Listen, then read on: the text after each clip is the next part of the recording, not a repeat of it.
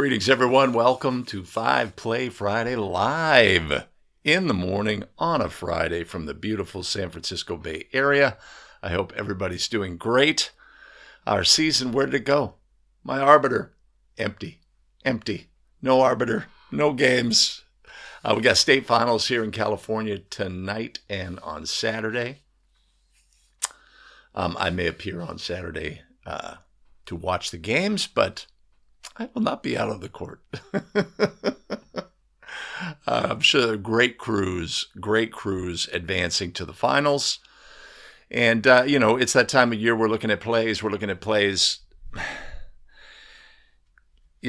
So many situations occur in the game at the end of the game, right? At the end of the important game.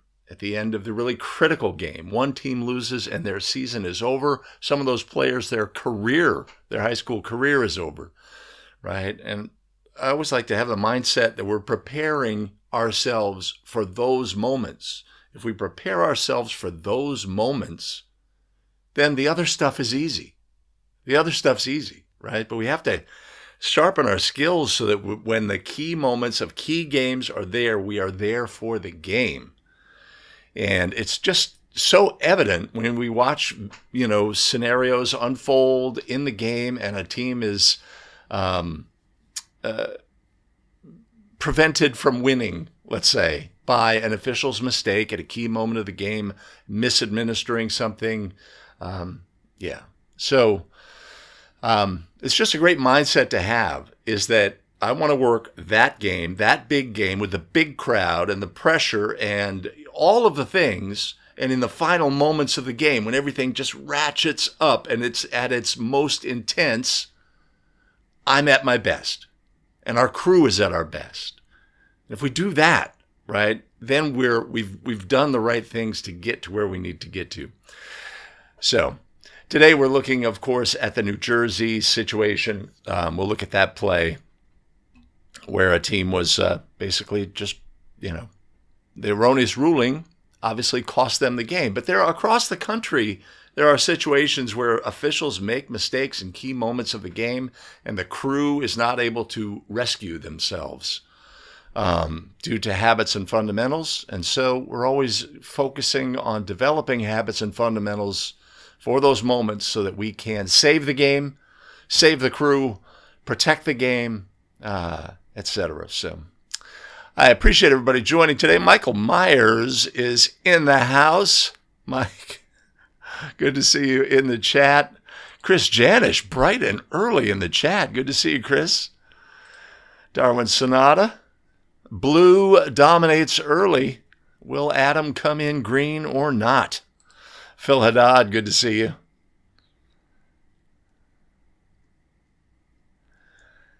Excellent. Yeah, it's interesting. So here in California, the crews are are predominantly collegiate officials working high school games. That is the trend. That is, that's just the way it is. Mostly, if not all, female crews on female games, male crews on male games. That's a thing. Jordan Britton's in the house. All right, Mike. What a week. Well, I mean, everything comes to bear, right? So, it's like a stress test. I guess that's really what it is for crews. These games present stress tests in the moment, and whenever you're doing stress testing, some things are going to break, right? Some things are going to fail. That's just the nature of stress testing. And we got human beings involved, so it is what it is. The Ray Allen is in the house from the beautiful San Francisco Bay Area. Of course, I had to watch the Golden State Warriors last night, playing very well, poised to make a run, but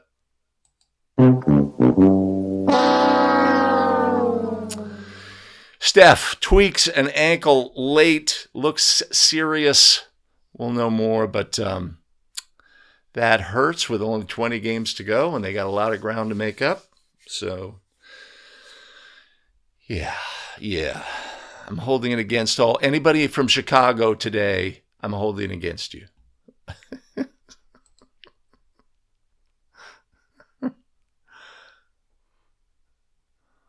I don't know what that means.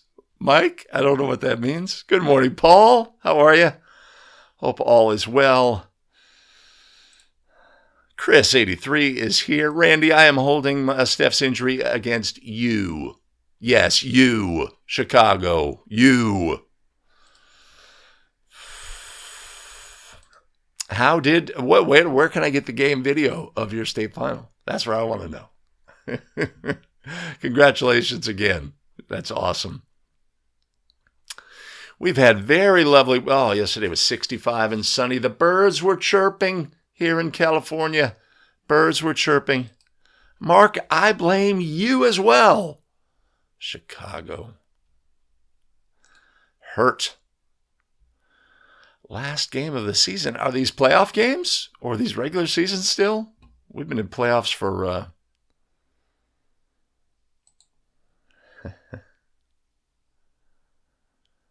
Okay, Ray. All right. Okay, that sounds like a good one. That sounds like a really good one.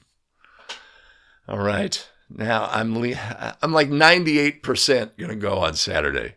So I'm just moved to 98.6.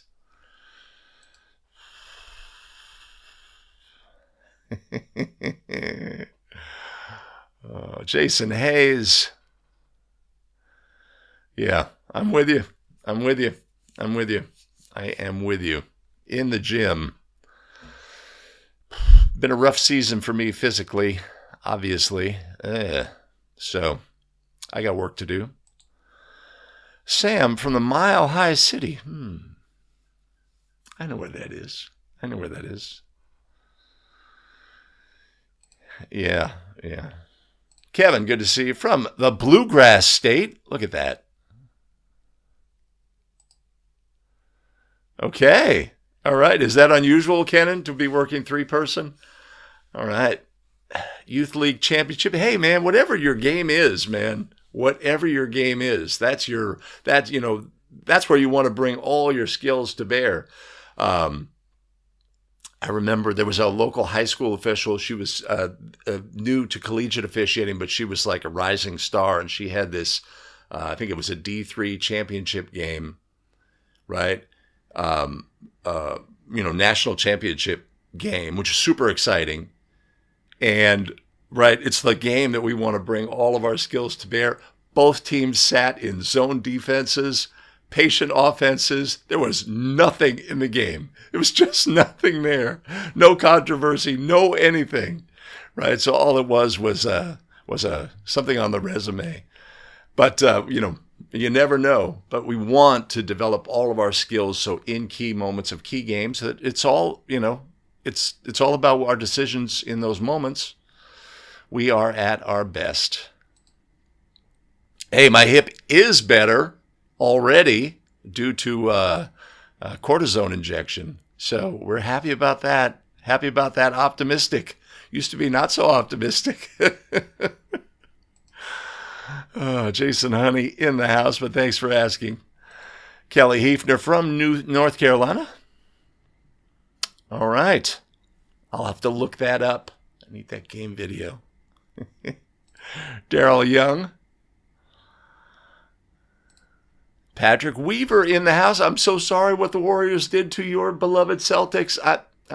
What? Actually, I'm being told, forget that. Forget what I just said. Yes. Dakota Ted. Ted, how are you in the house?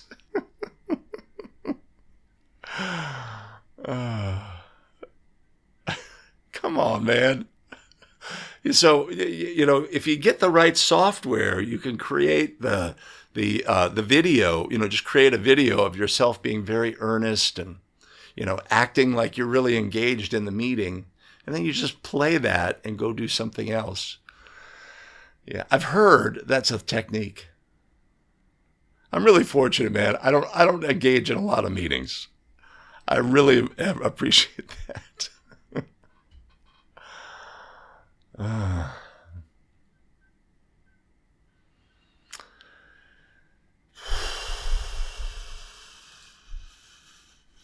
Hey, Will, thanks. Okay, the clock on the screen has expired.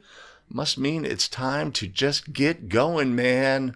We're getting going. We're going to look at plays. So I have the 5 plays. I have some bonus plays, and then at the end of the live stream, we're going to do a look, a final 2-minute report, a look at how a crew handled the final couple of minutes of a game. A lot of stuff happened in this game. It starts out slow, but yeah. So stick around for that, and we'll have the New Jersey play. It'll be play number 5. That's all we've got to say about that. Yeah. Okay. I think I'm ready to go. We're back. 5 plays. Stick around.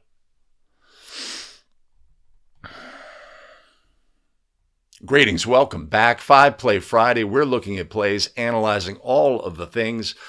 We want to be our best in end-of-game scenarios when the games matter most. It's critical that we develop our skills for those moments of key games, and so that we and our crew are at our best. One of the ways we accomplish that is we look at game video. Welcome back, everybody. My name is Greg Austin with A Better Official. We analyze game video so we can all get better and take control of our officiating career. Let's start today. How should we start? How about you make the call play? What do you have here?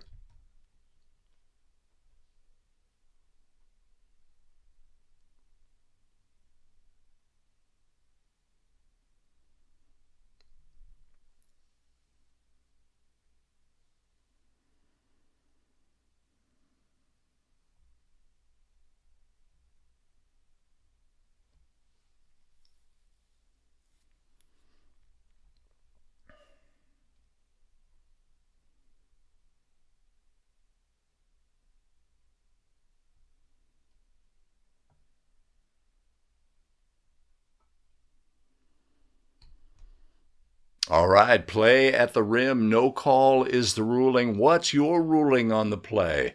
Put it in the comments and stick around to the end of the video. We'll look at all of the things on play number 1. All right, moving on quickly to play number 2. Except for live stream viewers, let's go here. Hey, back at the start of the show, we had the You Make the Call play. What do you have? Let's review play number 1.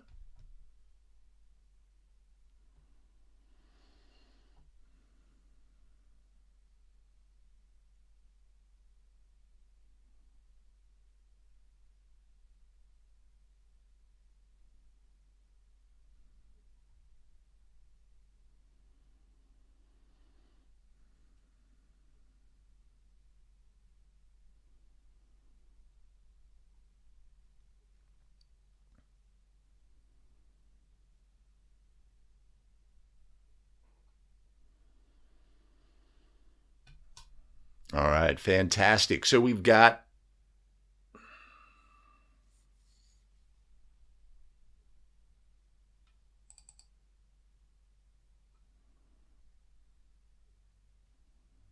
just do one thing.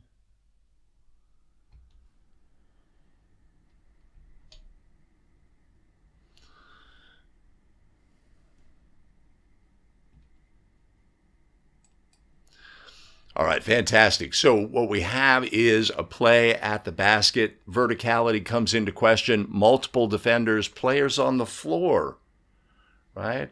But what we're looking for in these situations, we got players competing at the basket. What do we want to have? Patient whistle. What do we want to call? Obvious fouls, if there are any, right? And does the fact that we have to end up with 2 players on the floor here indicate that we must blow a whistle in this scenario? This is great whistle discipline. There is no foul on this play. This player competes at the basket. We've got 2 very tall defenders. Verticality comes into play. Let's take a look at the action at the basket. Right, hands raised on the bench area. Everybody wants something, right? So the key here also as well is we've got multiple defenders. Who is officiating whom, right? Our lead official here is responsible for 33 red, right? Let's go here.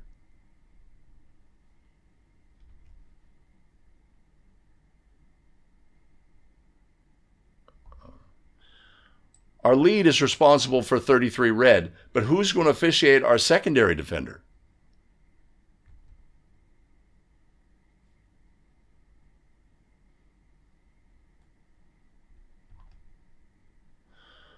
Right? So we have slight contact on a shooting arm by our yielding defender, right?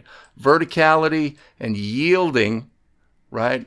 Our lead is responsible for the body, right? All legal. If our trail official picks up arm contact here, or our center official picks up arm contact here, right? They need to continue to officiate this play.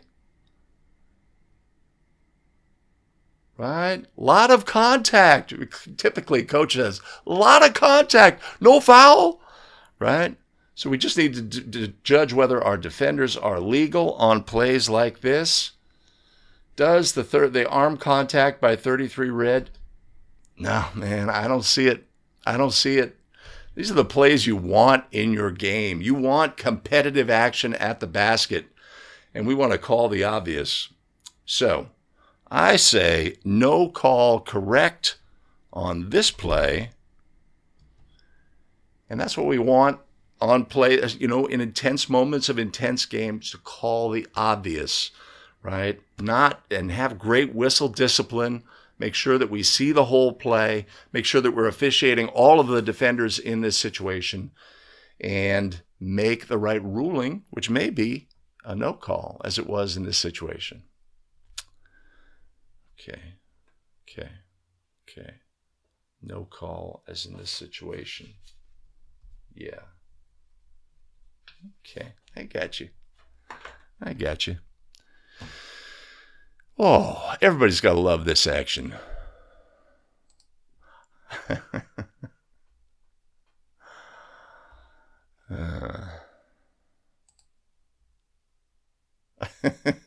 I need the ability to fudge.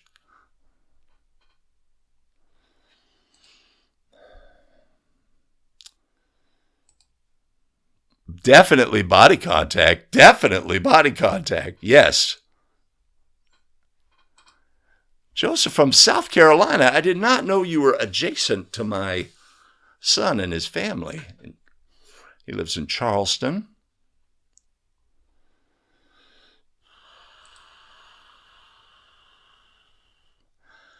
Jason, that is great language, right? So when we get into the intense moments of the intense games, right, we have to have pain tolerance. But what I mean by pain tolerance is pushback, energy from large, expanded fan sections, the bench exploding. That's got to be a foul, etc. We're just like, that's just part of doing business in these games. And we have to say, I embrace it, right? We will make our rulings in this game. We will feel good about our rulings in this game. We understand the energies in the game, right? We understand, right? And we enjoy it. We embrace it.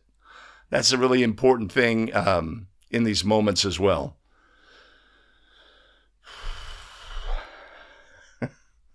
That would definitely be the first.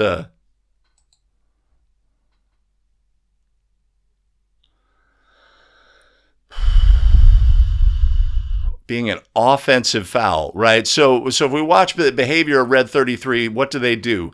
They yield. They are jumping in a negative position. They're not jumping forward, right? We have a contact. This is a marginal contact on this defender. This defender was not displaced. Now the secondary defender,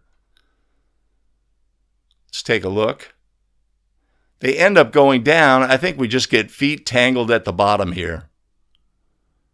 I love it. I love plays like this, man. You want this in your game. You want this in your game. Sam says A to B contact. I don't see the contact by that defender as being the significant part of this play.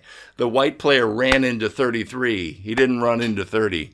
30 was contesting the shot up top. That's what I see.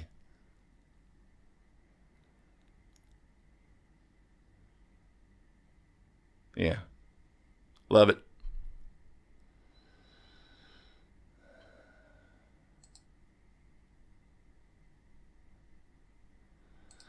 Hey, Doug, good to see you.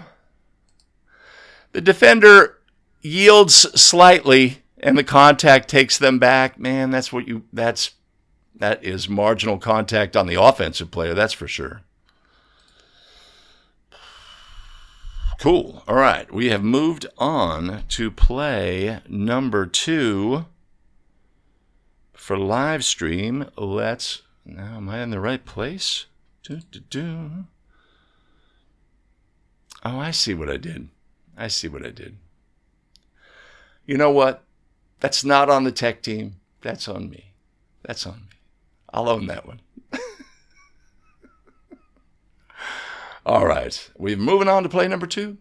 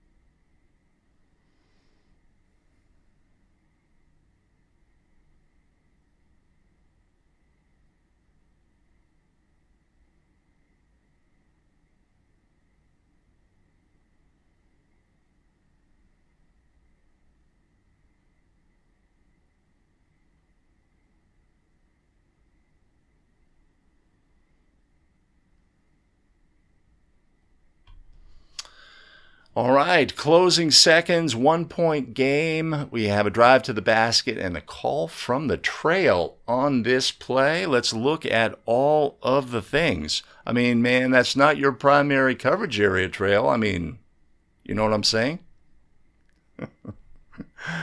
Of course, primary coverage areas, secondary coverage areas, tertiary coverage areas are methods of defining coverage on a play.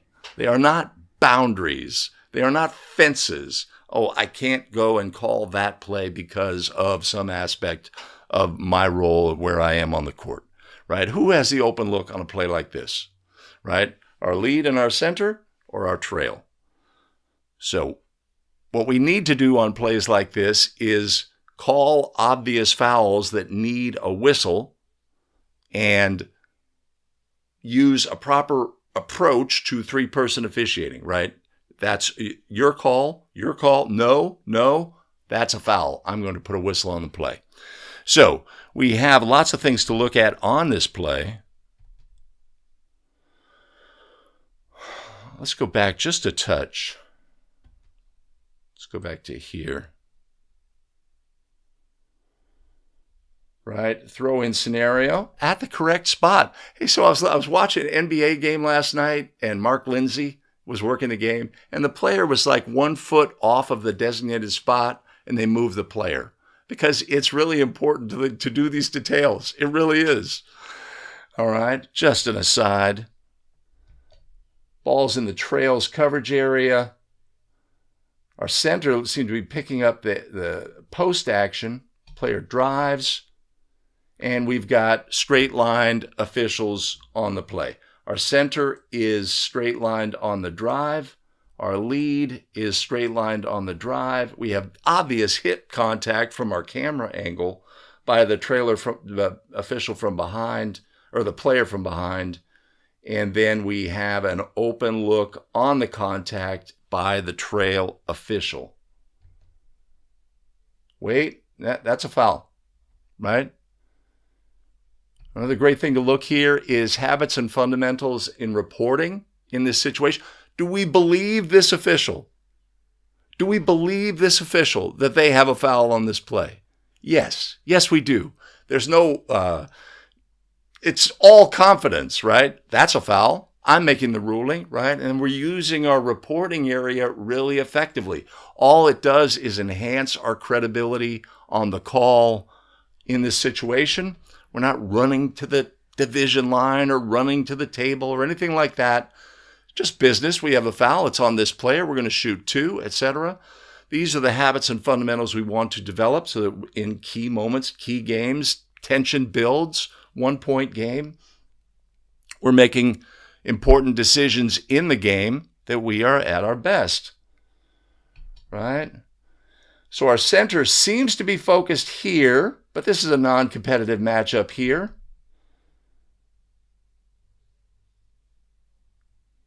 Got a minor hand in the back that she thrusts her hip forward, obvious displacement, shooting foul.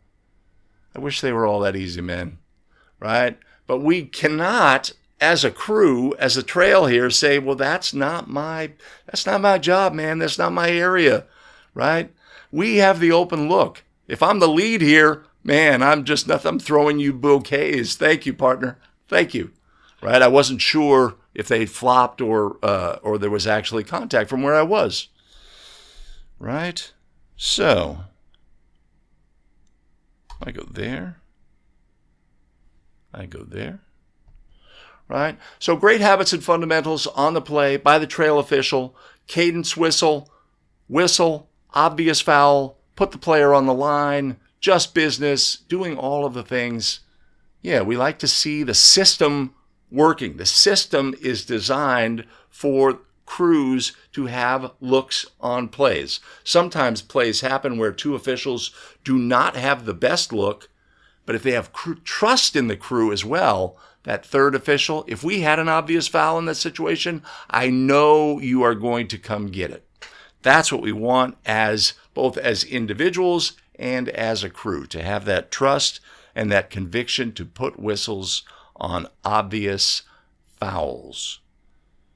And I have a conviction, I'll tell you this, to take a moment to thank our tremendous show supporters who help fuel our broadcast. Who is up on the show supporter peak? Mike Myers, Ed Markey, Matt Rossini, Eric Erickson, and Steve Gledura. I'm going with Gledura. Much appreciated and much love. You want to support? Here's a link.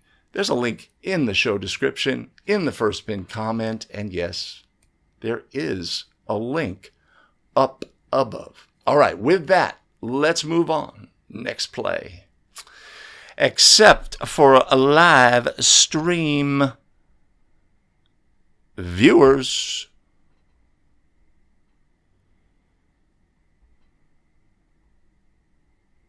All right, where are we at?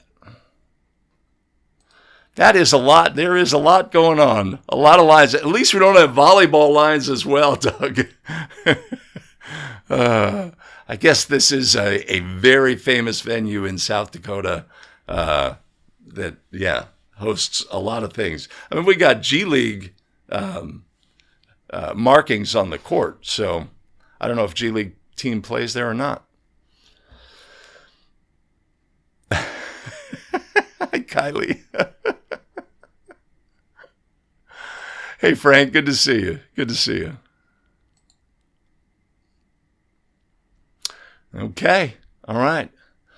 So Randy said, you know, it doesn't feel comfortable with the distance of the call, right? Wants more energy coming in, etc. I could see that.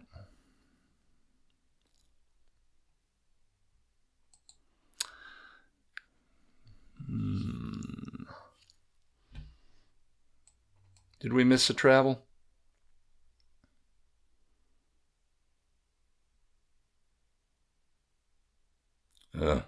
I wouldn't call it travel there. I mean, you know, does the foot lifts? Does the toe still touch, or do both the whole foot come off? We're guessing.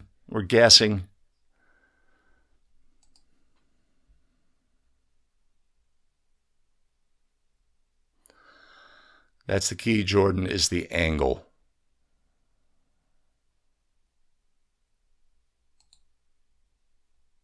Ooh, Daryl says not a crew saver. Not a crew saver in the fourth period with 15 seconds remaining and the team down by 1. I'm going to push back, obviously, on that.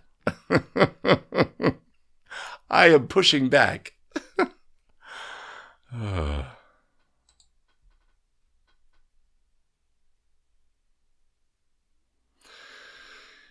Yeah, our lead, once the drive started, though, our lead, so could the lead have gone sooner to get in that position?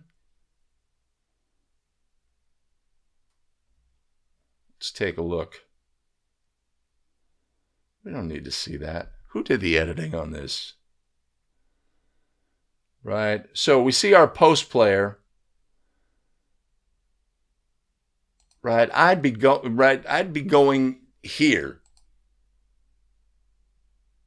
And he does. I'm going to go. And then the drive starts. And then he says, I'm not going to go. Right. Which is the right decision at that point. Could have gone earlier. I don't know if 22 white was the key. They're trying to get the ball and work off of 22. I don't know from the video.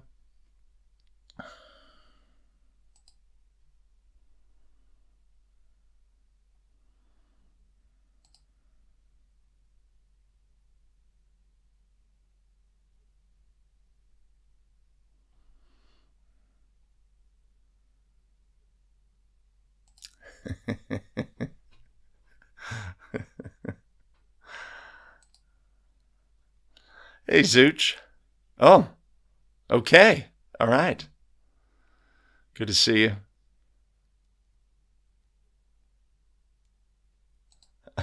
Well, if you are going to make the wrong call, man, sell it. I mean, right? So we can sell by being animated and coming in. We will have, for live stream viewers, we will have an animated call later in the show.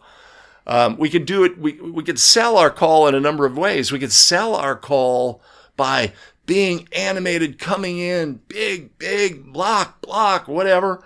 Or we could sell our call by being confident and projecting strength, confidence, and certainty, right? If we project that strength, confidence, and certainty, we are outside the NBA. The NBA is black. Okay. Yeah. So there's multiple ways to do that.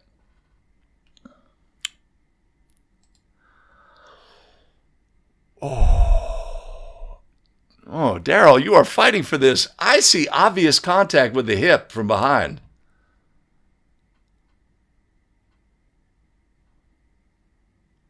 Right? See how she thrusts her hips forward? That's a very conscious act. I would definitely put a whistle on this 5 seconds into the game or with 5 seconds remaining.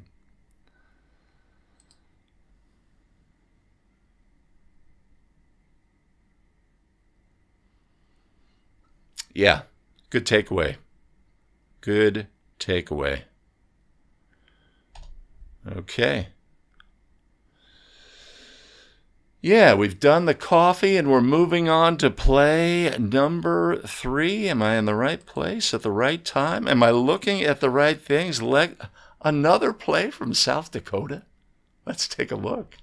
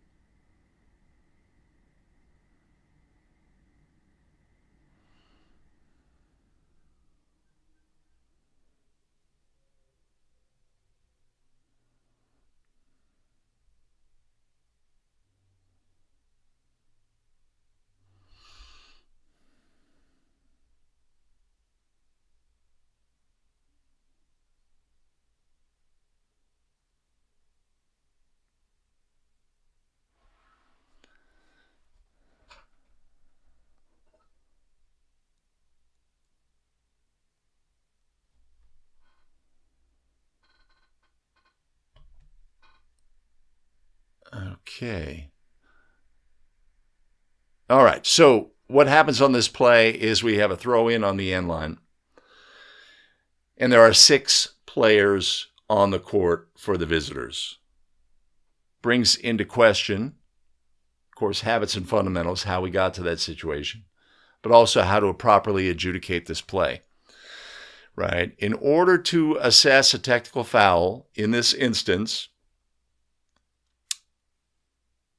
we have to observe the 6 players on the court in order to during play. So if the 7.7 seconds expired and we did not observe 6 players on the court, the game would be over. But the clock never started in this situation, which is odd. To me, it's a little, the camera is a little rough on this throw-in, but I think our defender tips the ball on the throw-in. Let's take a look. It seems as though the ball is deflected on the throw-in. Right? So this play occurs after, so we're in the final 2 minutes of the game. How many timeouts occur in the final 2 minutes of the game? Sometimes 6 or 7 timeouts. Players go in, players come out, players go in, players come out, players go in, players come out. And we relax for just a moment and we miss the 6 players come out because we don't have habits and fundamentals in place in this moment to make sure that we avoid that. And this scenario happens at all levels. It is a thing. It is a thing. Our crew is really focused on this last second shot, where we want to be, all of the things, etc. And sometimes we just take things for granted. So let's look at that throw in, as it were. Right? So in this situation, desperate, we've talked previously, in these kind of situations, what do we expect? The team might do something unusual. They're going to start with 5 players out of bounds. They're going to try to have a screener, draw a foul, all of those things. Because it's 0.7, they got to go the length of the court. They're going to potentially take desperate actions. But our coach here for White had not been on TikTok to see all these cool plays that they could run. It's after a scored goal, so the player's moving legally.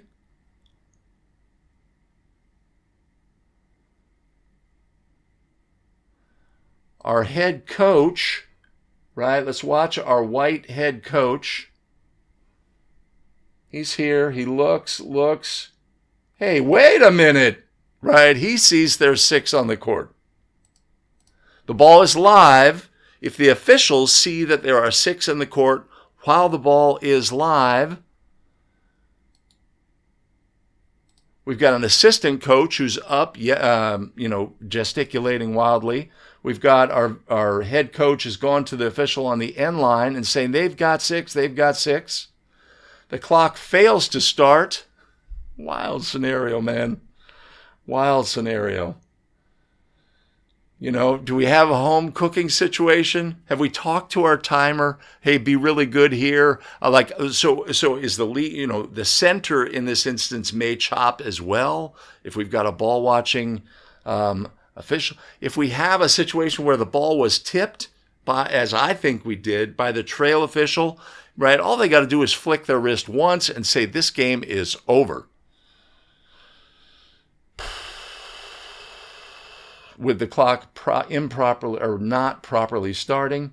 But in the end, White, even though they have a chance after the division line throw in to win the game, they do not win the game. So our mistake in this situation did not cost the team, right? And that, of course, is the key thing. Our mistake did not cost the team and have the wrong team essentially win in this situation.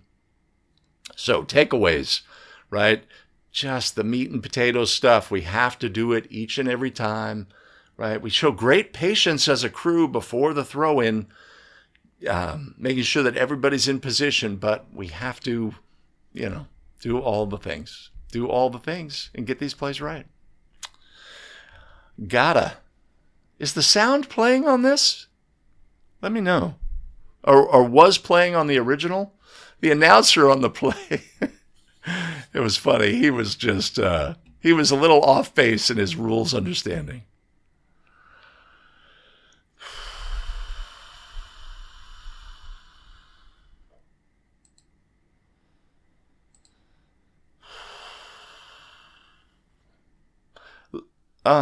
Crap.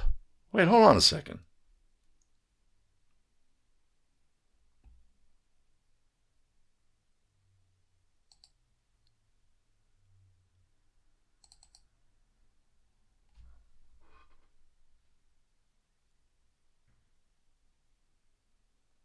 I'm.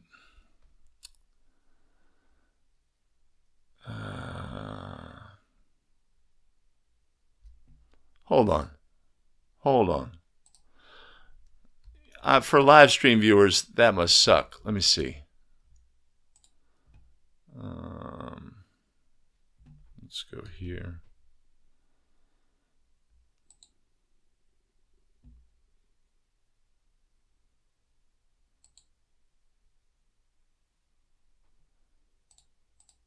We gotta have the audio.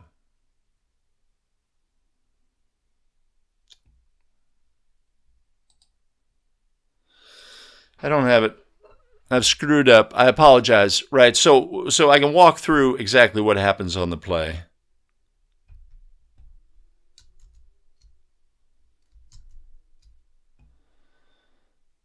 Right. 0.7. Team comes out. Visitors come out with 6. Does it look like somebody's being either subterfuge? No, there's just confusion. Whoa. Whoa. Oh, I see. Pardon me. Struggling a bit here.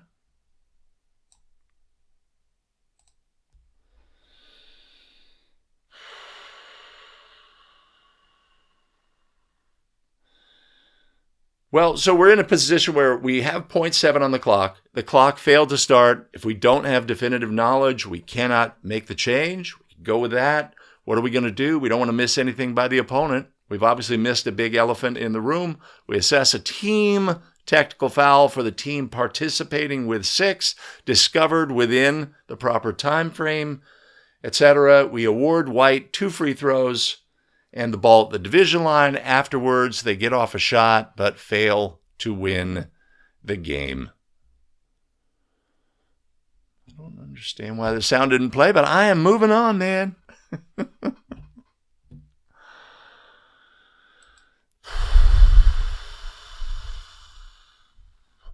Needless to say, Sam, needless to say.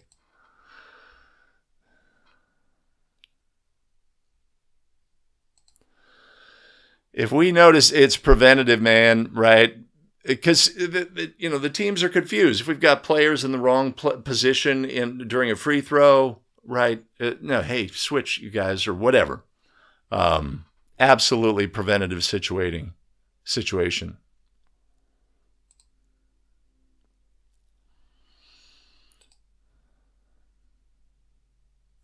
New Jersey? New Jersey?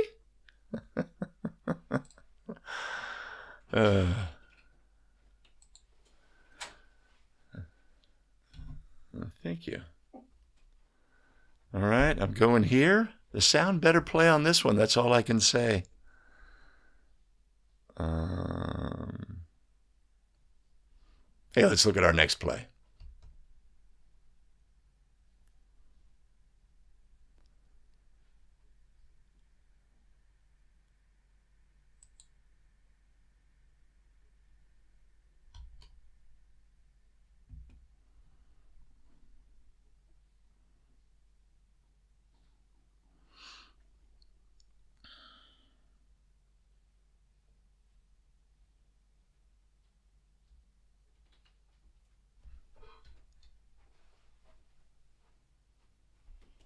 No sound? No sound.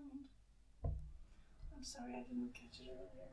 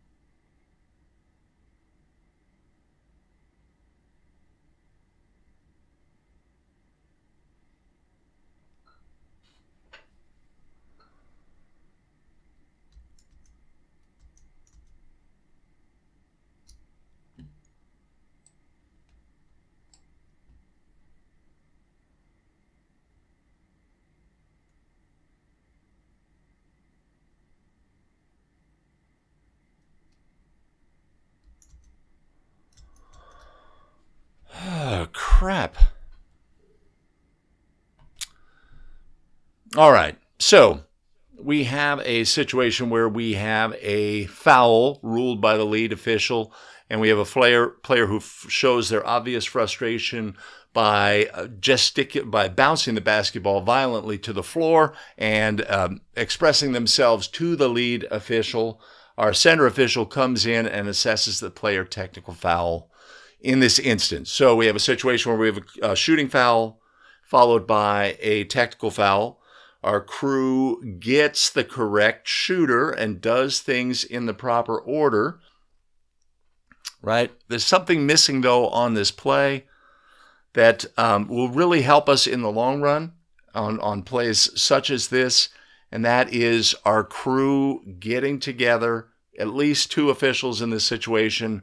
What do we have? What are we going to do? How are we going to proceed, right? We know that we have a shooting foul. We know we saw our partner say there's a technical foul, right? But we end up, what I like to say, we end up with a little bit of kind of Keystone Cop vibe, where we are walking around in a fashion that doesn't project that we know exactly what we're doing, right? We're a lot of pointing and etc.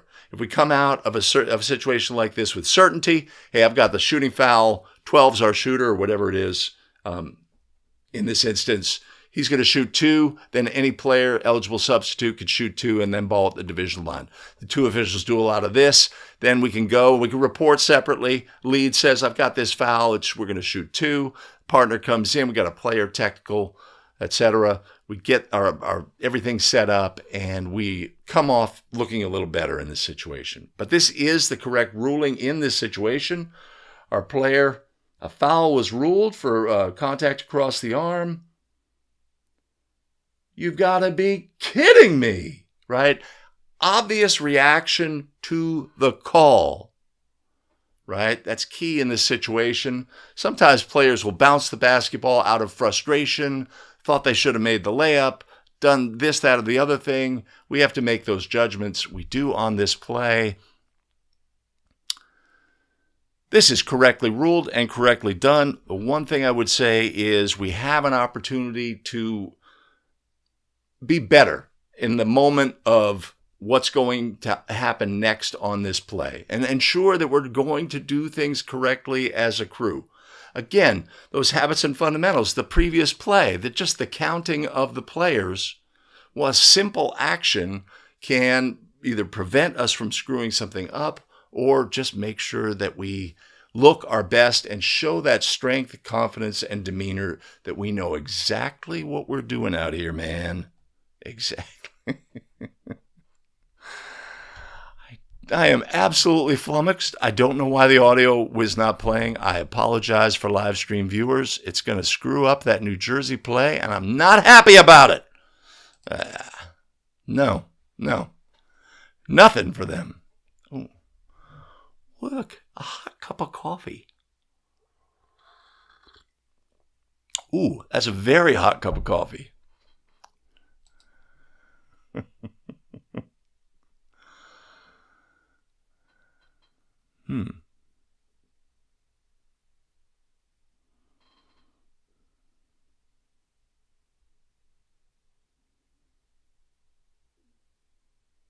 Okay.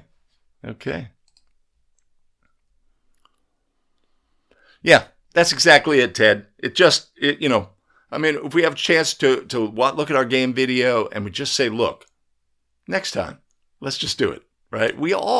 It's a situation as well where we all kind of know, but we end up, if we're just like a casual observer, is saying they're not acting in a cohesive fashion or like they know exactly what's going on.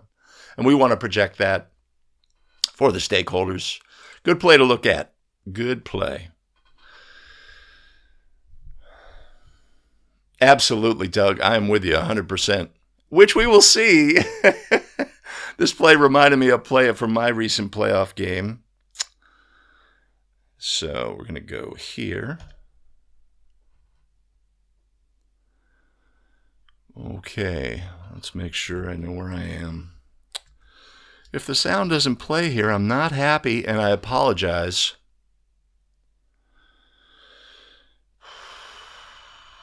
Okay. All right. Let's take a look. That play from New Jersey. You know that one. You may have already seen it. Let's take a look.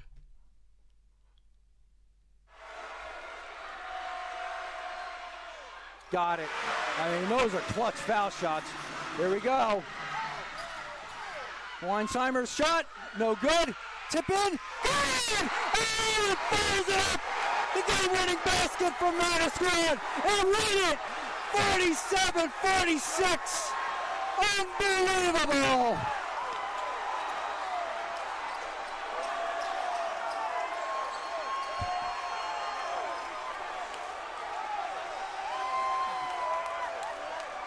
Trying to see who got the bucket there because I got obstructed.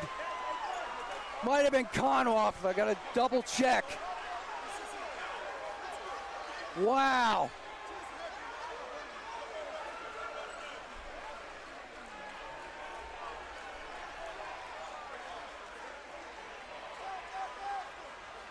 Now I'm going to check, see if he got the shot off. I thought he got it off, but we'll see. No, he didn't.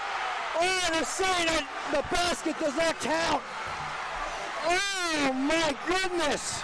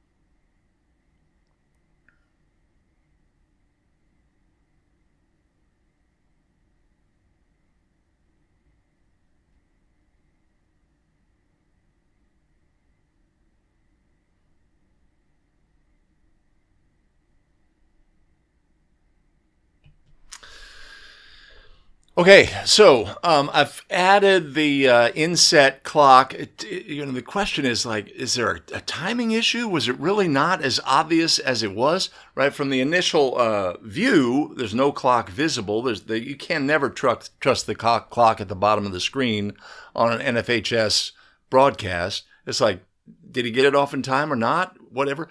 Other camera angles show he clearly gets it off. He clearly gets it off. So we have a situation where our center official comes in and emphatically scores the goal. Our crew is heading for the locker room. And then there's a change of heart. One official turns around and says, either they're like, no, I have to listen to the voice that I know that shot did not get off on time, and I have to, there's nothing about their body language when the ball goes in the basket that says, and their partner scores the goal. Right? And then we get together as a crew. And as a crew, right? If you're the center official here, did the shot get off on time? Absolutely. 100%. I am completely sure. If you're the lead official, right? You don't have anything going on, man. This is your job to figure this stuff out. Did he get the shot off or not? And the trail official says, no, it was in his hand. I assume that's what he says. No, it was in his hand. But, right, so the takeaway for me here is, look, you're in this situation. Sometimes we have to fight to keep the game from moving forward because we're about to take a wrong turn. But sometimes we have to fight for the game. We have to step up and say, no, I am not going to allow an incorrect ruling in this situation. I'm going to fight for my ruling. I saw the ball off. I heard the horn when it was in flight. It was almost in the basket, right? It was obviously off in time. and fight for that, right? What's missing from this crew dynamic is pushback, right? Sometimes we can get in a situation, maybe the big dog on the crew says, this is what I have, and the other two officials say, really? Okay, you're the big dog on the crew, right? Whatever. Right? But you have to always put yourself in a position. This game, we're not going forward with this ruling until my dying breath, right? I'm going to fight for the game. We have to fight for the game and not allow a mistake to be made in this situation. Obviously, it's critical. And if it's a mistake that if we allow it to happen, and I know we're allowing it to happen, well, what are you going to end up feeling afterward, right?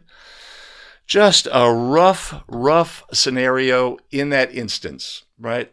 Key thing for me is what's missing is pushback by the crew, right? Our calling officials should have said this, no, we're not doing anything like that. I know, and fight for the game, right? We have to be prepared to fight for the game in these situations. I cannot stress that enough. If we are unsure, I am not sure. I don't have any information. Maybe the lead is just completely unsure. Maybe the gym was incredibly loud and the horn's not very loud and they, didn't know for sure. That's fine, right? But yeah, obviously at the end of the day, we're embarrassed and we've let the wrong team win, right? It's as simple as that. And that we're always going to be in these positions potentially in end of game where we're going to have to rise to the occasion. Let's put it that way. We have to rise and do what's best for the game.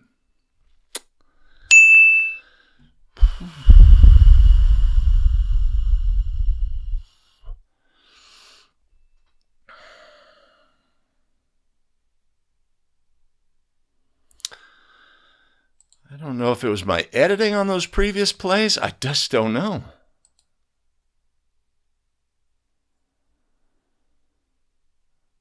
Well, okay. All right. You see that, Jason, that opens another window. I can show you videos. Do I have it? Where the official comes in confidently. No shot, or whatever. And they are completely wrong, right? What we have to do, so we are in this situation. There's 5 seconds. They're coming down. They're down by a point, right? Where's the game? The game is on that 3-point shooter, right? Where is the game? What's happening off ball here doesn't mean anything. Where's the game? The game is right here, right in front of the center official. That's where the game is. Where's the game? Right there. That's where the game is, that 3-point shooter. Where's the game? The game is right underneath the basket. Everybody has to have an opinion in this situation. It's not even close. Everybody has to, and you have to empower your crew to say, everybody have an opinion on this last second shot.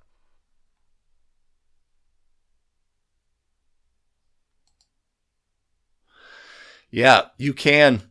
So let's say the official comes in and he's wiping it. The center is wiping it, and it's obvious it was out of the hand. You can't just say, oh, well, he's so emphatic. I can't possibly come against that. No, you have to do what's right for the game, right? And if our part, right? So let's say I'm the center official here and I'm coming in and I'm wiping this off. And you come in and say, partner, I am 100%. It was out of his hand. I am 100%. We have to score that goal. And I say, and my other partner says the exact same thing. It was definitely out of the hand.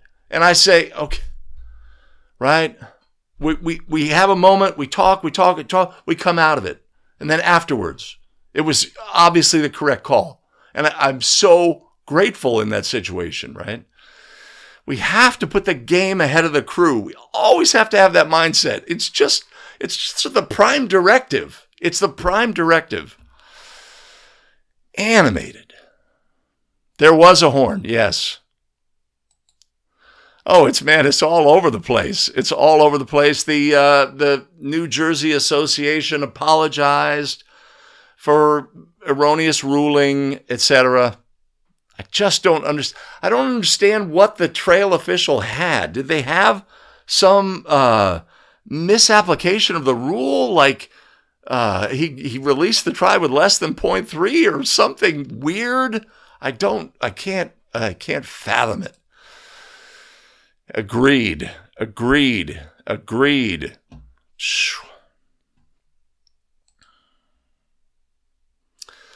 It's going to be resolved with the R on the game. If we can guess which.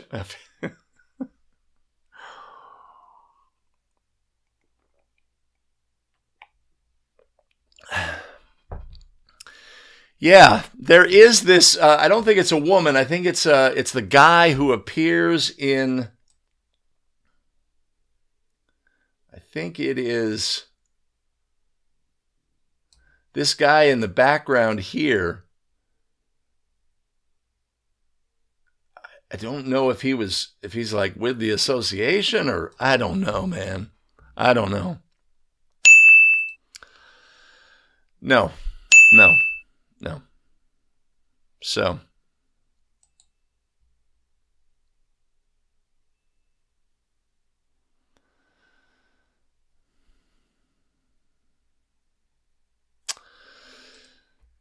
Well, Daryl, obviously our crew is going to feel just awful, right?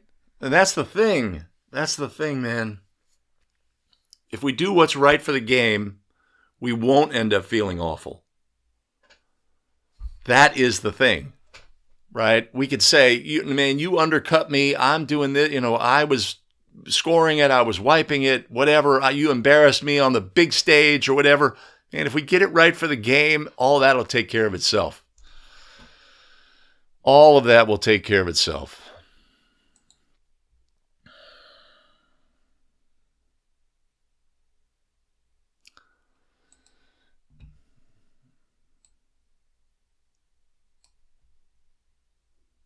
Let's see. Who stops the if?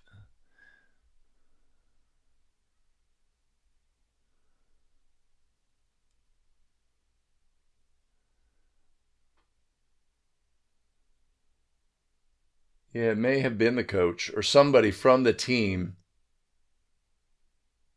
Ay.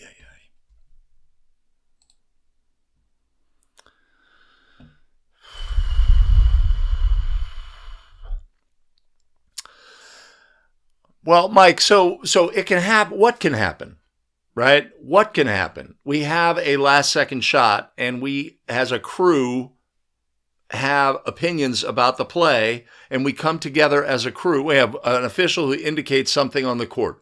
And then we have our crew get together and we discuss what we have in the situation, right? That can happen. Yeah, I think I did a pretty good job with the clock inset. It's definitely off in time. And there's another angle from the end line that shows it clearly away.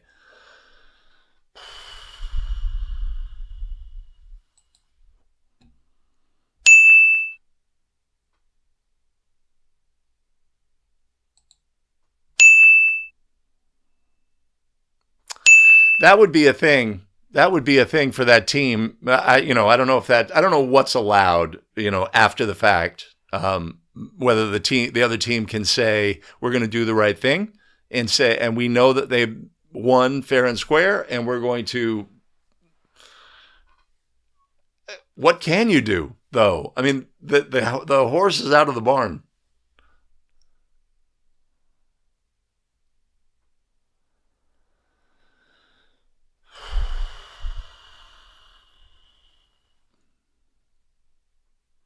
Yeah.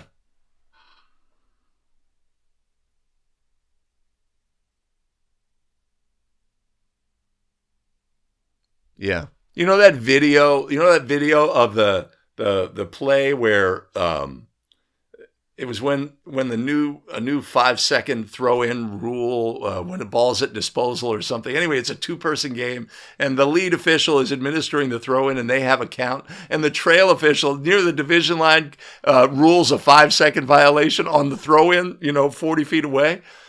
And those two officials get together, and then there's energy that's like, that's what we would expect here from the center. That's all.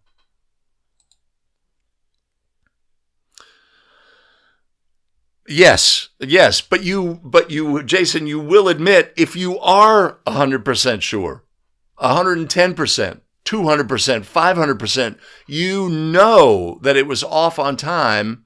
You're not going to just say, well, man, he wiped it and he's so emphatic, right? And so you begin to question yourself. Did I just see what can I believe my lying eyes? Right?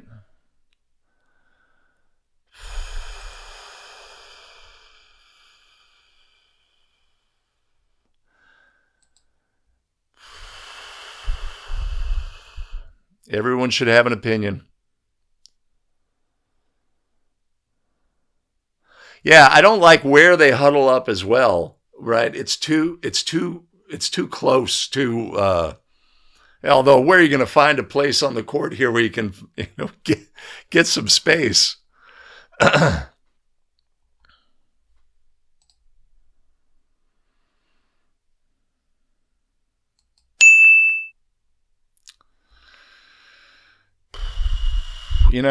I mean, there are rules set up to handle situations like this. And invariably, it's going to be that we're not going to make a change. So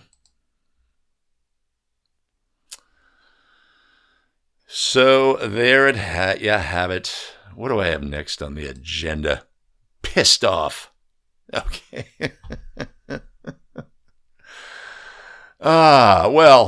When we have situations where the wrong team has won due to officials' mistake, that leaves a bad taste in the mouth. So let's make sure we add a bonus play that, puts a little smile on our face. Let's take a look at this play. What do you have? Block charge play. But yeah. Now it's Selke. Salke's going to take the law on 3, in and out, and on the rebound, it goes off the deflection to Bernard. Bernard pushes Ravon Johnson, and he's going to draw the blocking foul on Salke, and Johnson's going to the free throw line.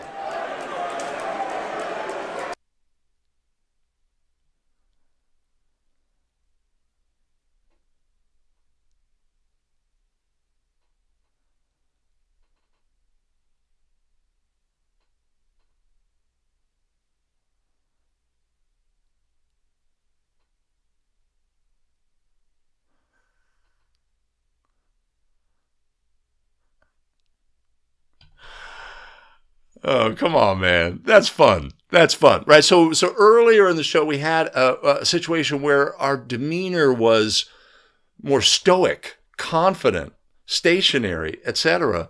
And now we have a situation where, man, I appreciate it 100%. You want to sell your call, sell the heck out of it, right? 2 hands up instead of a fist, all the things. But is there any confusion about what the lead has on the play? That's a block. That's a block. And we love the certainty. The game loves the certainty. Man, you can hurt yourself doing that, man. I've pulled a muscle. Oh, so that was fun. That was fun. And man, just sell your calls, man. Work your ball game. I appreciate all of that. I appreciate our center official gets snared on the play, and it gets way ahead of them on this court. This is super tight on the sideline. It's like a, career-ending injury if you don't play your cards right. So we can look at the play on its merits. My first reaction was that's a block, sliding, right? Love the call. I love it. I love it. And there's no doubt on the play. Just a heads up for live stream viewers, we've got lots more. But I am going to say here, and then Can I go there? Yeah, I'll go here. No, I'll go here. I'll go here. Yeah. So high certainty expressed by the calling official, right? NFHS mechanics, signals, what have you, calling attention to oneself. But is there any doubt? No. No, there's not. There is no doubt. That's a block. That official has a block. And yeah, so we got to appreciate that. You know what else we got to appreciate? You guessed it. Our tremendous show supporters. Who's up on the show supporter big board today? Mike Myers is on the show supporter big board with Ed Markey, Matt Rossini, Eric Erickson, and Steve Gledura. Much appreciated. Much love. You want to support the show? Yes, yes. All the places, all the usual things. And of course, a link up above. I've got one ask, the solid ask. We always ask, if you find value from 5 Play Friday, make sure to like the video. It really helps us with the YouTube algorithm. I've got additional video content available here. I've got training opportunities available here. Take advantage of those, and I appreciate each and every one of you as the season comes to a close. Take care, everybody. We'll see you in the next one. So we got that taken care of. Taken care of.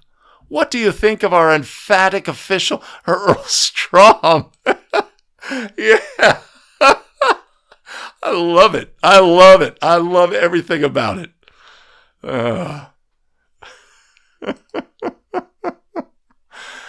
And he gets there, man. That's the other thing. That's the other thing. Not as tight on that other sideline, but he's there, right? Great hustle.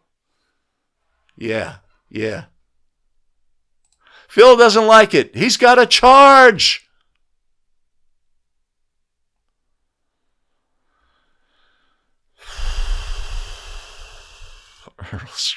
Yeah, you look at those old NBA two-person officiating, and yeah, a lot of flair, a lot of flair. Very good, very good.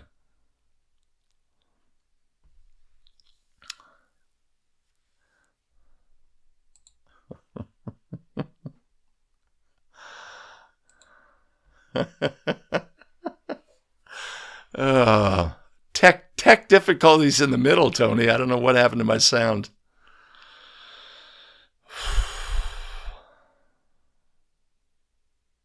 Of course, we're 3 minutes to go in a tie ball game. Obviously, a very critical ball game. Black ends up winning it at the buzzer. Great finish. This will be a play. We'll look at the final 2 minutes of this game in a future episode. We only have 2 more episodes, 5 Play Friday.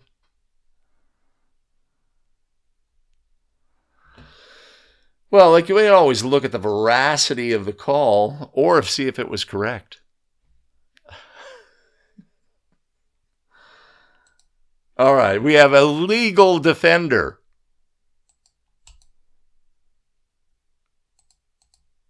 We have a player with his foot down.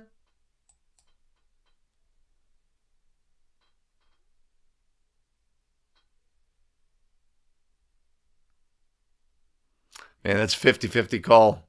That's 50-50 call, right? Obviously, he's not square, take it in the chest, classic, right? He's more twisted, yielding when the contact occurs. And you got to call your ball game, right? Who knows how they've officiated similar plays in this game. If you came with a charge, I'd listen. I'd listen. My first reaction was block. Right, but sometimes we can get fooled by the body language or the way that the player turns, but he turns in the opposite direction. He doesn't turn into the path of the player, right? And having his hands here is all legal.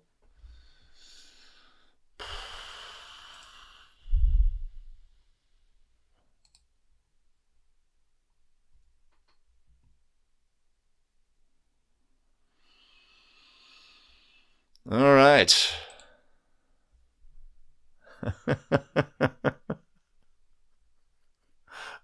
A self-blarge? What do we got left to go on the agenda? Okay, so earlier we had that play. You know that one where the player obviously bounced their ball in disgust. Let's take a look at this play. Did I screw this play? Wait a minute. Let's take a look at this play. Did I screw this similar play up? Let's take a look. Is it going side of Mafua? Oh, no call. They're letting play. Yeah, that little late push, call. yeah. Yeah, Tisa did push her, I thought. Yeah, I did too. The first one they let go, but she got her in the back a little bit.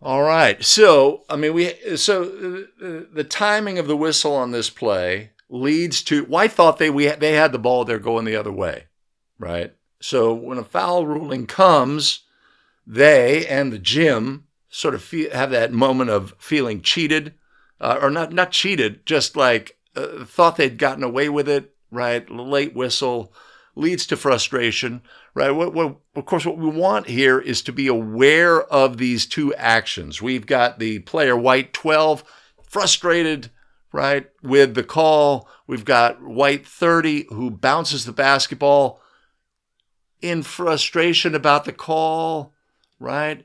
But this crew in this game does not deem this to be a player technical foul.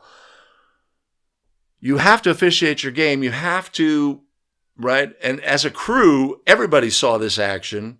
And what fit this game here was to allow this moment of frustration, right? White 12 is frustrated, right? She felt, whatever. So you look at the call itself, right? The reason we have a whistle here is, right, that player was displaced, but we have possession consequence. If the same thing occurs and the player gets the basketball, maybe not. Maybe not.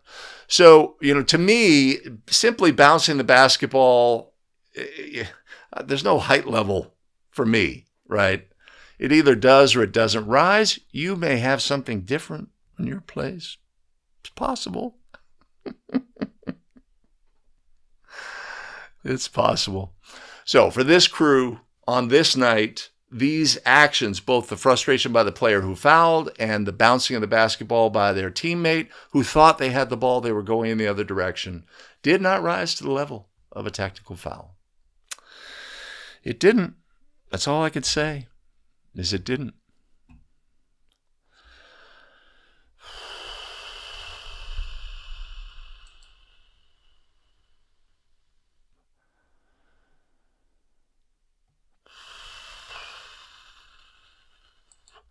Yeah, the turn was in the opposite direction.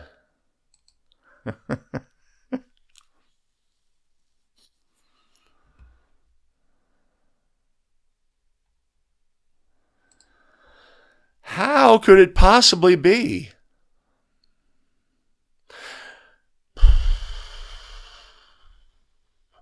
So what's missing, like from the previous play, is there's nothing directed at the officials. Right, the frustration by the player who fouls is into the void. The frustration by the player who bounces the basketball is into the void as well. These are the variables, man. These are the variables.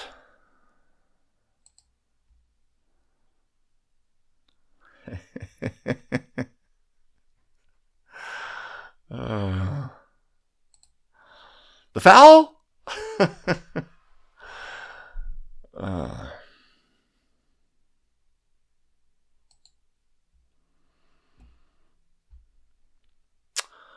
All right, Daryl. Yeah. We just need to be aware that it occurs and make a judgment and just, not have a reaction. And right, so what do we expect, of course, from the visitors in this instance? Oh, that's a T. That's a T. Oh, you got to, right?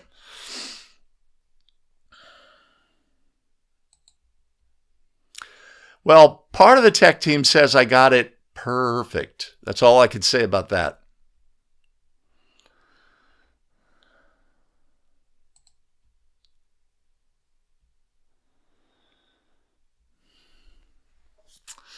You know, obviously Felt did have a look. I think what happened is that there's a stumble by 12.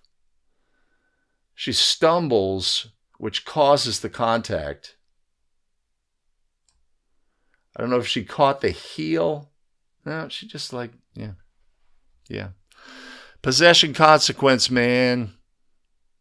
Okay. All right, where do we stand? All right. One more fun play. Yeah, let's just take a look at this one. And then we'll look at the 10.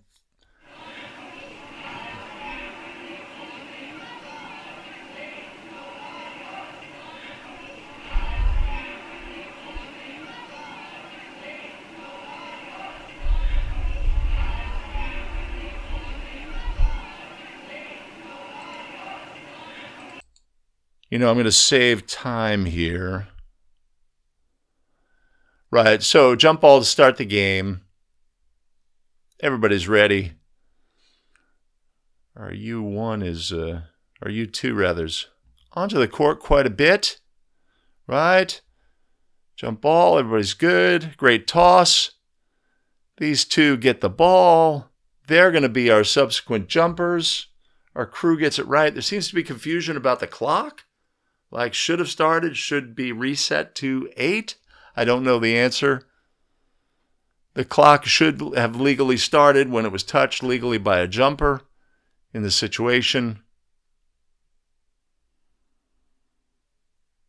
If it failed to start, do we need to adjust it to 7:58? I don't think so. But we want to do the right thing for the game. We're trying to get plays right.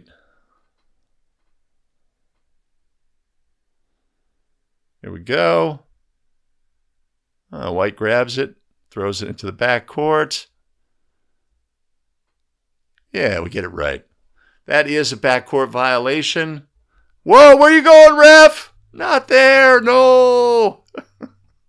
Or isn't that the right place? Let's take a look.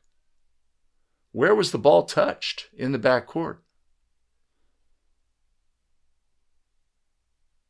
Yeah, he got it right. He got it right. Yeah, so that's that. That's just a bit of whimsy. Whimsy. All right. Okay, let's go here. All right, so for live stream viewers, we're going to look at the final 2 minutes of a game. Lots of stuff happens in this final 2 minutes. We're going to talk about it as it occurs. Yeah. So we'll talk about all of the things, but I'm going to introduce this by saying, obviously, in end-of-game situations, we want to be at our best, right? We need to do what's right for the game. We need to have habits and fundamentals and do the right things. We watch our game videos, watch the game videos of others, and sometimes do so many positive things, but then some things that could be improved, right? We want to absorb that, think about incorporating the right things into our game so that we manage games to a conclusion, a satisfactory conclusion. Yeah, so let's take a look at this final 2.5 minutes from a girls' varsity game. I think it's a playoff game. Let's take a look.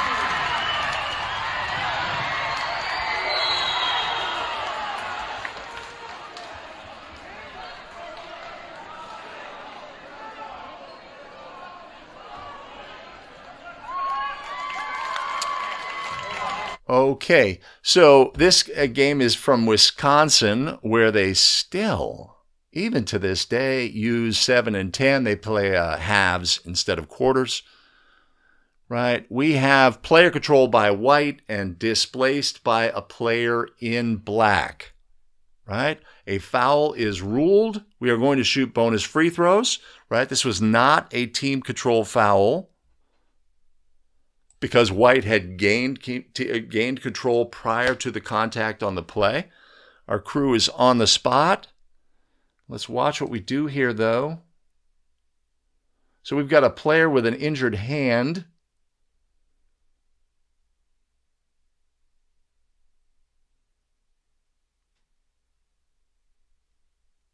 Right, we allow a chance for that player to be substituted, right? A tall, big player, right? We assume she's one of the important players on the team. We're going to go shoot those bonus free throws.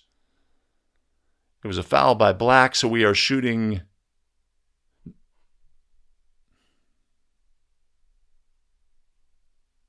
2 free throws. Double bonus. Remember that? Double bonus.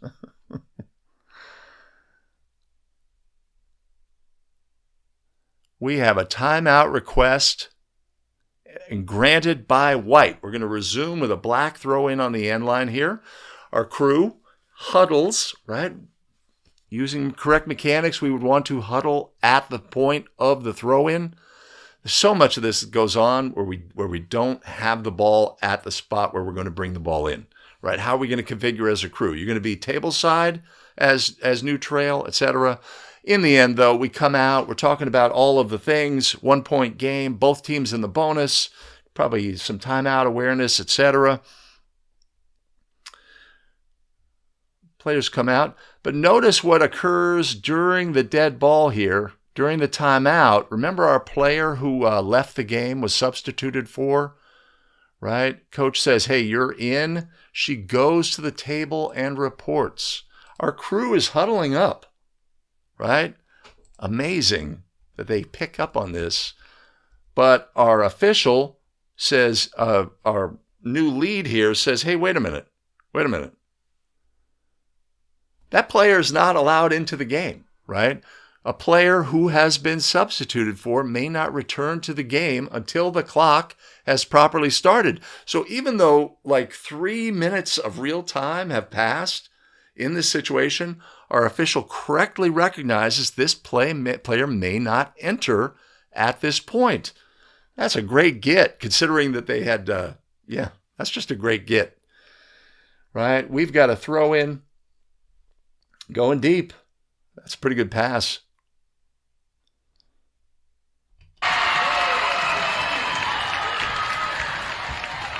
One-point game.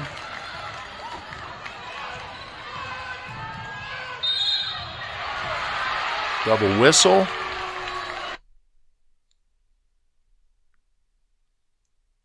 Muted or not?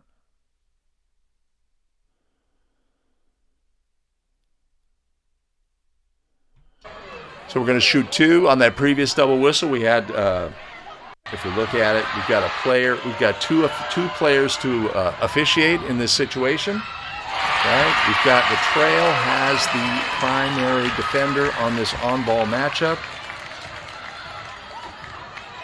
Right? Trail has the primary defender. Lead has the secondary defender. Got a double whistle. Lead takes it. We're shooting, etc. This is good stuff. This is good stuff. Got to use my mute button here. Right?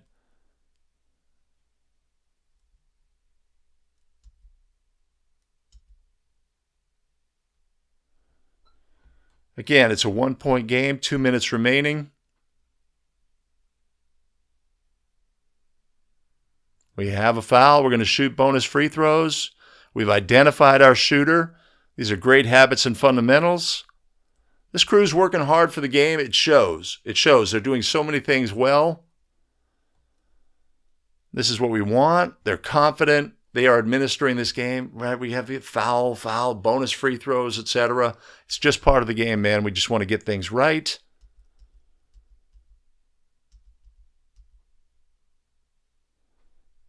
Final free throw.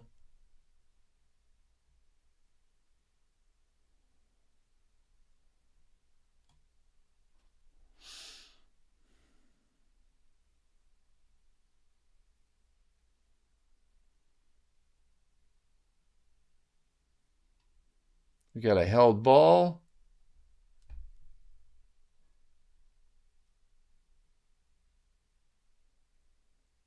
Good job of communication. Everybody knows where they're supposed to be. This crew's killing it.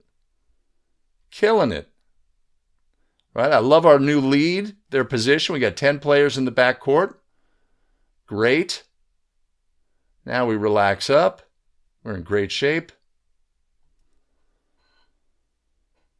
Don't know if we're a little out of position in that rotation, right? Trail works onto the court quite significantly, but we have a timeout here, right? Teams go. Everything's good, right? We're checking for timeouts. Can communicate.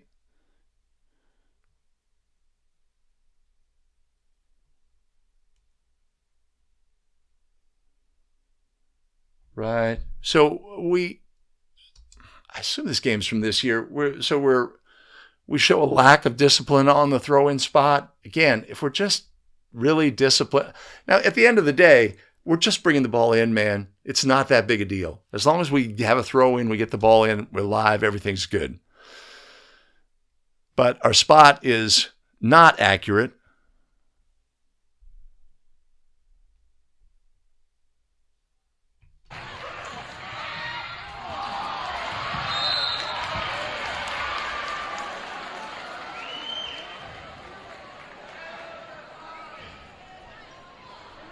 Obvious foul. She took a shot. Bonus free throw is going to be awarded. We've got a disqualified player. We informed the coach. We spent some time. They obviously have the substitute ready to go. Don't know why we need to delay here, but we do.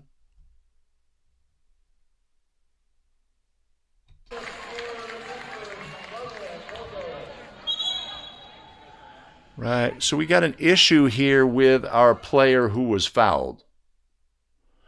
Let's go back and look at the foul. She hits her head really hard on this play.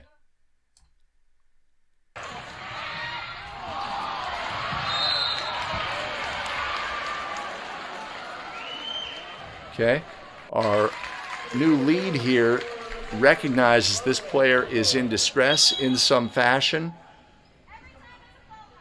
Whether they're saying she is exhibiting signs of concussion or what have you, we need a replacement player, right? Replacement is brought in. This is all good. This is perfect. She's upset. We've got training staff to help. This is fantastic. We love that in the game. Oh, sorry.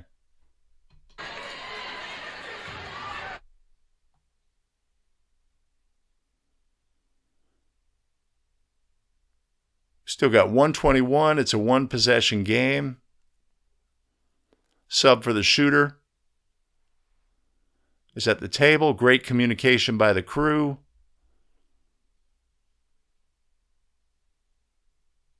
But she misses.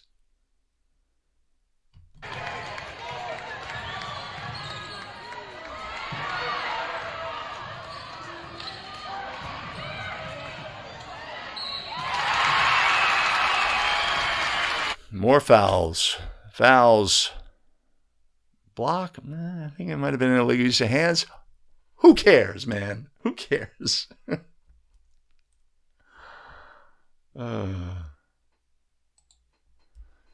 good to go. All right. Misses. White has the ball. Deflected. I love our new lead is still there, ready to come back and officiate on the play. Positioning of our crew is great.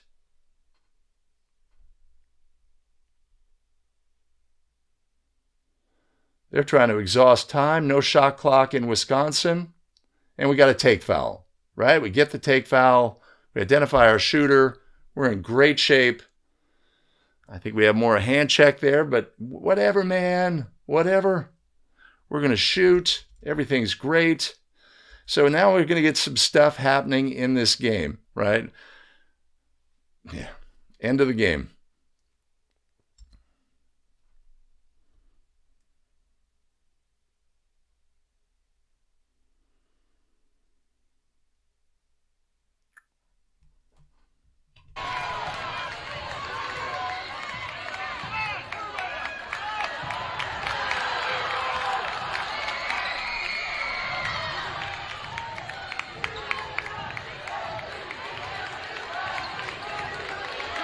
Crew's in great shape. No call. Held ball. All right. None of the dreaded look back. Crew's in great shape. They're doing so many positive things in this game. Got an end line throw in.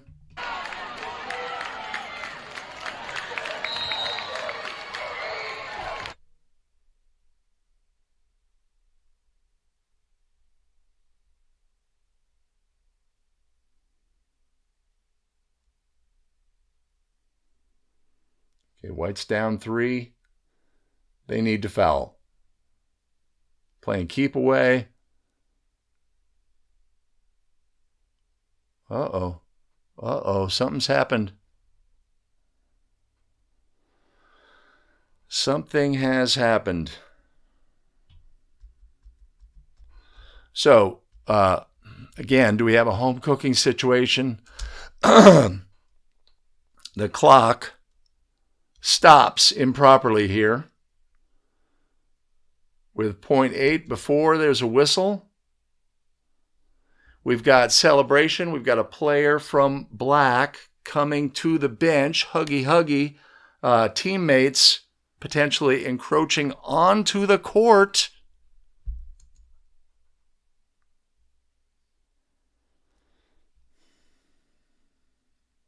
Our crew's going to talk about it.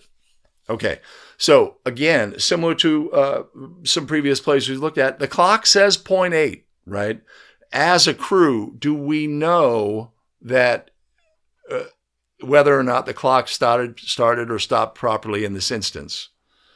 Do we have the opportunity to say the clock erroneously stopped, play continued, right? I have definitive knowledge. Maybe I flicked my wrist once and I realized, wait a minute, before we blew the whistle, right? Time had expired. This ball game is over. But no, we're going to say 0.8.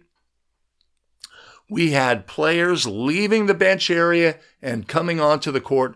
That is a team technical. We are going to assess the team technical. Fine. They assess a team technical. They give it to White. White cuts the lead to 1. They have a throw in at the division line. Are we in score for an exciting conclusion? No, we got a timeout. Division line throw in. No fouls to give. 0.8 remaining. Again, we have a last second shot. We want everybody to have an opinion in this instance. We're talking to the timer. We're talking to the scorer. We want to be great as a table crew in this instance.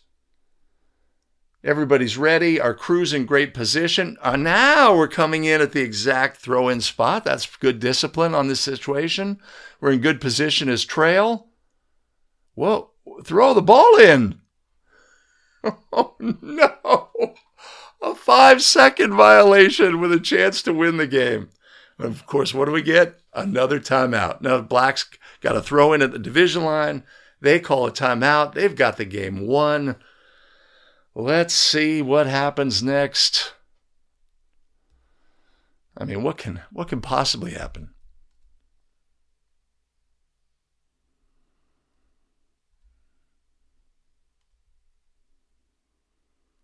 Less specific with our division line throw in. Well, uh-oh.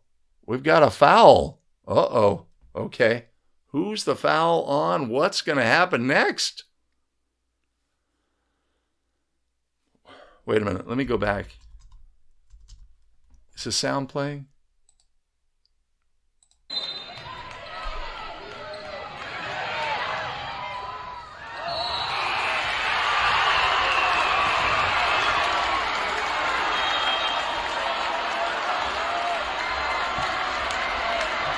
Okay, I believe we have a foul on Black or a foul on White.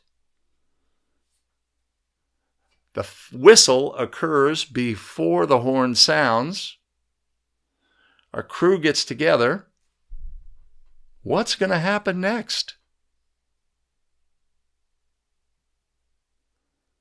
The ball game is over, and our crew runs away.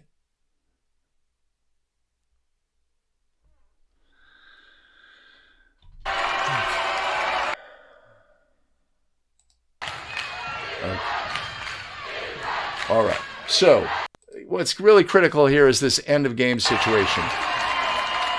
Right?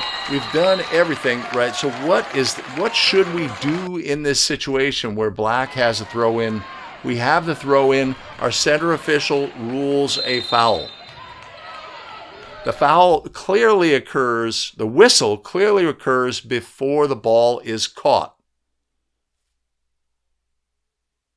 Time expires on the play.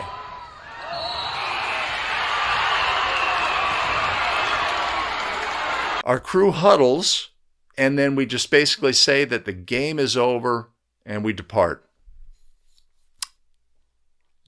To me, this is not a satisfactory conclusion to the game. We had a foul that was ruled, and yet we're not reporting the foul, right? Something is amiss. What would be the result of the foul? That's critical to the whole equation, obviously, right? This is a throw-in by black.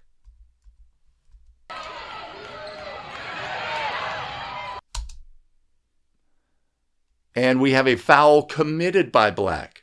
In this instance, has the white player gained player control?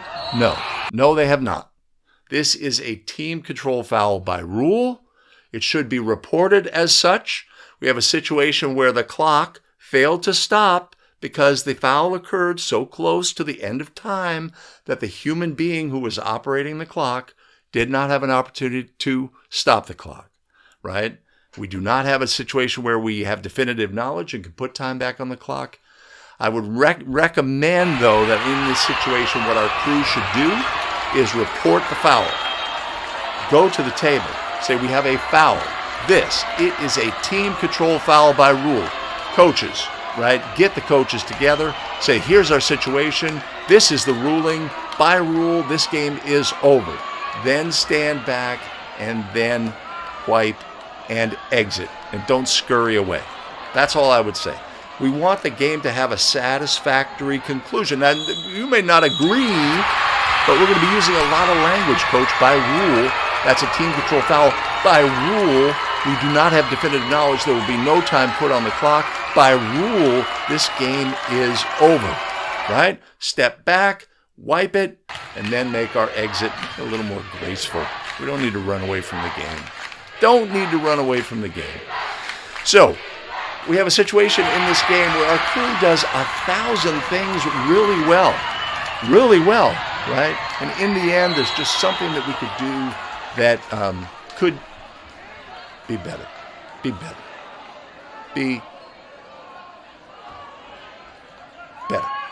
Yeah.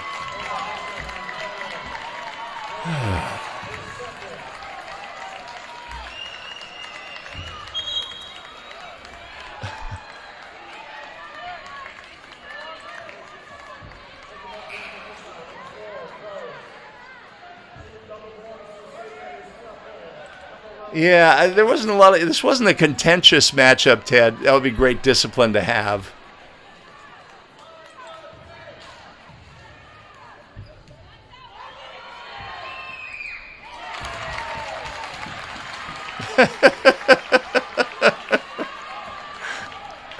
Yeah, we can't make up for bad coaching.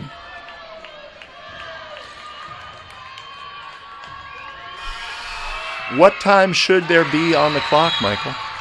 What time should there be? If we were shooting free throws, we'd shoot free throws with the lane clear. Are we going to shoot free throws? No, we are not. And so even if like the center official thinks, oh my gosh, what did I do? What did I do? I didn't mean to blow the whistle. I blew it. Terrible, right? We have ruled a foul in the game. Let's go here. We have ruled a foul in the game. The foul needs to be reported, right? It's part of the game. We need to execute things by rule here. The shortcut of simply saying, okay, I'll tell you what, let's just wipe it and end the game is not a satisfactory conclusion, right? There's confusion, right? We don't want confusion, right? Maybe a situation we just have to own up and say we have a whistle. Here's the situation. By rule this, and by rule this.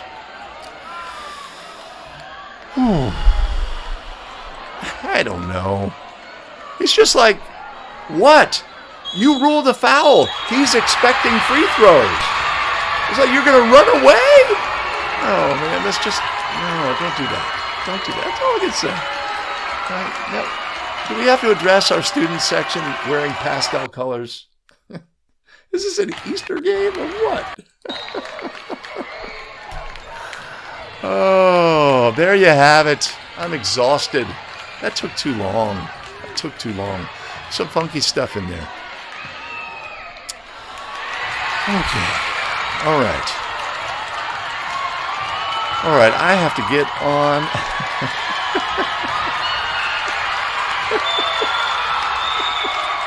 And such big portions. Oh, such big portions. All right, I appreciate you all for sticking around. That was exhaustive. We'll do a couple of more concise ones, end of the game stuff. That's unacceptable. All right. Whew, I'm exhausted. Yeah, I'm out of here. I'm going to work. Appreciate you all joining. Have a great one, everybody. We'll see you next week.